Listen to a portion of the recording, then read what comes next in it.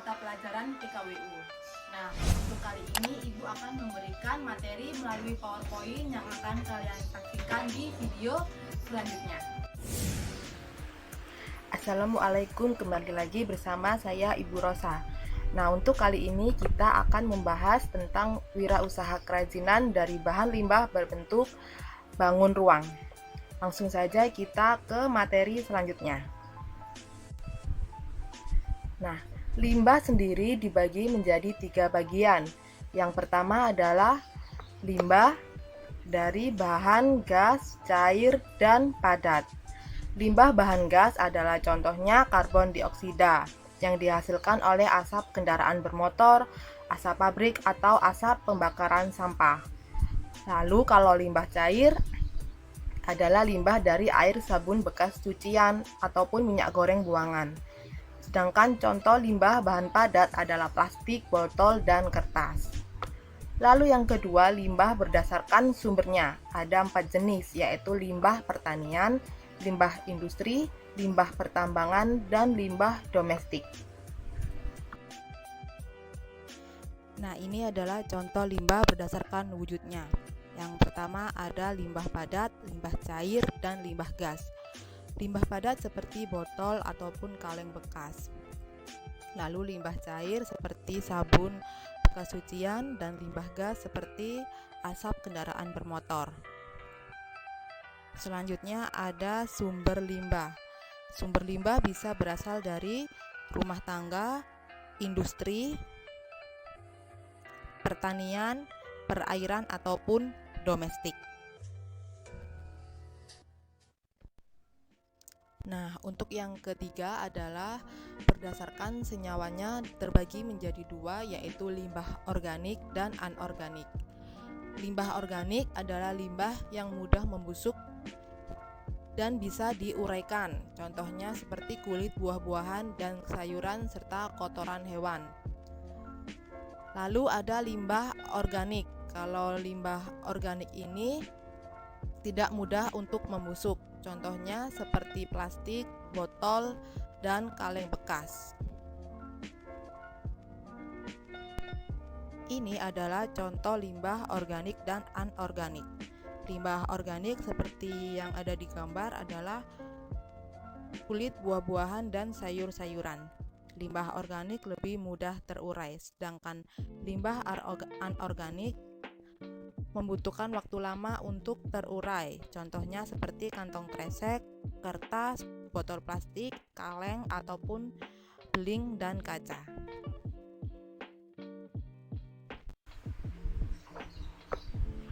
Ide peluang usaha kerajinan dari bahan limbah berbentuk bangun ruang. Dalam menganalisis usaha, tujuannya adalah untuk mencari dan melaksanakan kegiatan usaha yang menguntungkan. Sebelum mendirikan usaha, kita harus menganalisis terlebih dahulu agar memiliki rencana-rencana yang tersusun. Nah, analisis ini juga digunakan untuk mencari strategi dalam berwirausaha.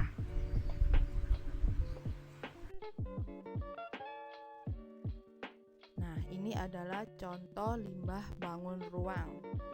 Limbah bangun ruang adalah prakarya atau jenis karya yang memiliki volume di dalamnya. Seperti ini. Ini limbah bangun ruang dari botol atau dari kaleng. Seperti ini juga limbah bangun ruang dan ini. Nah, untuk limbah bangun ruang sendiri tidak melulu harus berbentuk sebuah tabung.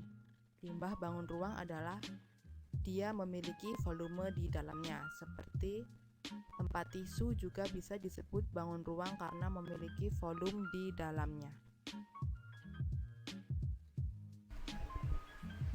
Lalu dalam menganalisis peluang usaha, ada perencanaan yang matang yang harus diperhitungkan. Berikut adalah contoh-contoh atau bagaimana cara dalam menganalisis peluang usaha. Yang pertama, kita harus tahu peluang usaha tersebut atau yang biasa disebut dengan opportunity.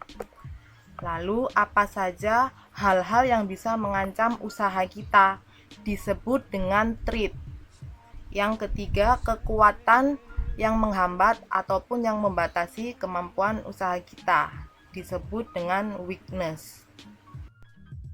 Nah, dalam membuat usaha kerajinan dari bangun ruang juga membutuhkan faktor-faktor. Yang pertama adalah faktor manusia.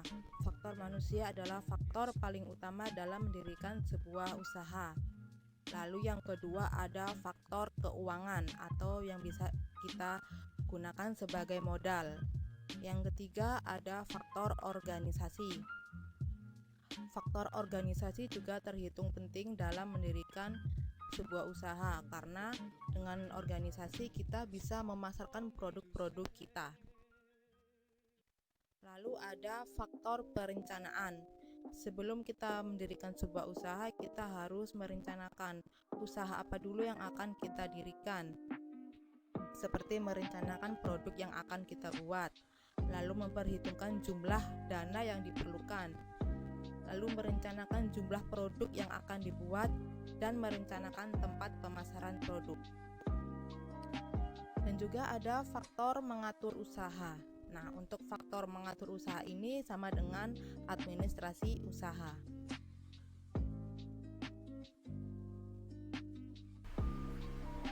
Lalu ada faktor pemasaran. Faktor pemasaran sama dengan dalam mendirikan usaha juga harus memiliki izin usaha. Seperti ini contoh-contoh izin dalam mendirikan sebuah usaha. Tapi kalau kita mendirikan usaha rumahan mungkin tidak perlu membutuhkan izin seperti ini.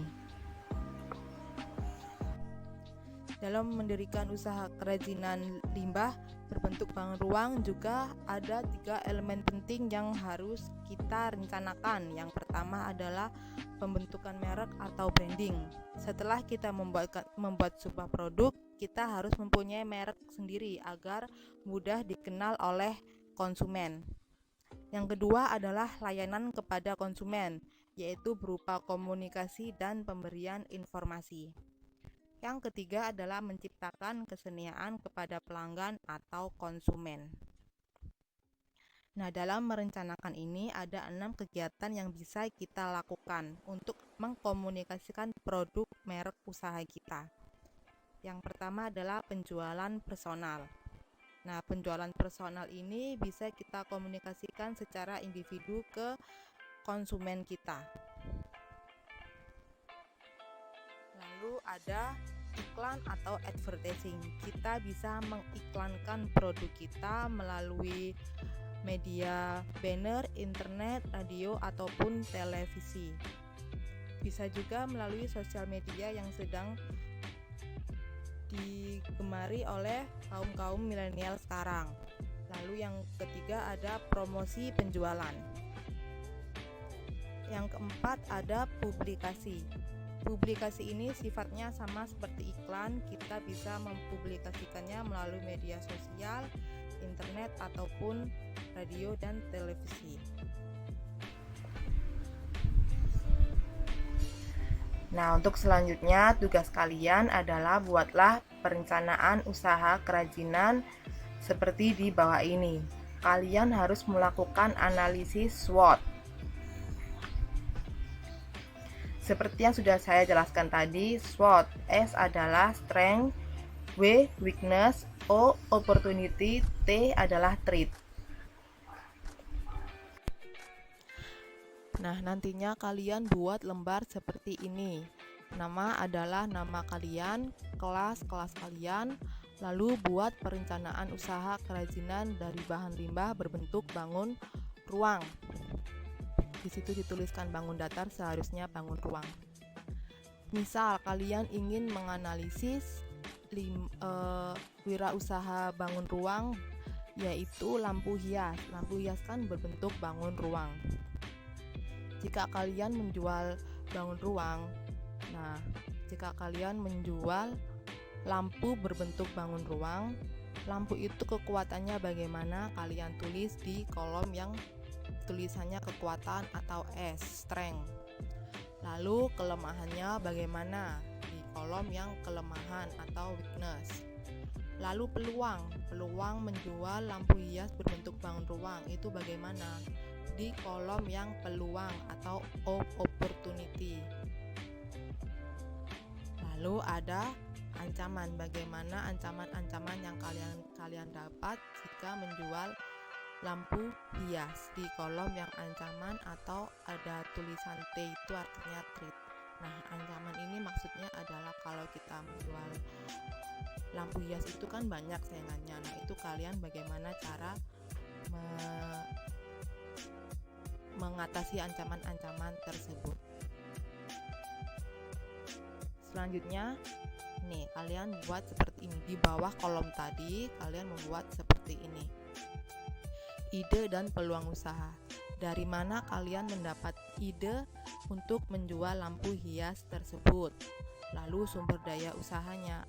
Apa saja sumber daya yang dibutuhkan jika kalian ingin menjual lampu hias tersebut? Misal, lampu hias membutuhkan sumber daya manusia, modal, dan lain-lain. Lalu untuk perencanaan administrasi usaha, jika kalian menjual lampu hias tersebut, perencanaan administrasi apa saja yang kalian lakukan? Setelah itu perencanaan pemasaran. Nah, ini kalian tulis di kertas folio kalian masing-masing. Oke, sekian untuk materi hari ini. Mohon maaf bila ada kekurangan dalam menjelaskan, mohon untuk dipahami dan dimengerti. Wassalamualaikum warahmatullahi wabarakatuh. Bagaimana untuk materi kali ini? Semoga kalian semua mengerti dan memahami. Untuk selanjutnya, Ibu akan memberikan penugasan dan harus kalian kerjakan. Nah, anak-anak, sekian untuk materi kali ini. Semoga kalian diberikan kesehatan dalam masa pandemi seperti ini. Wassalamualaikum warahmatullahi wabarakatuh.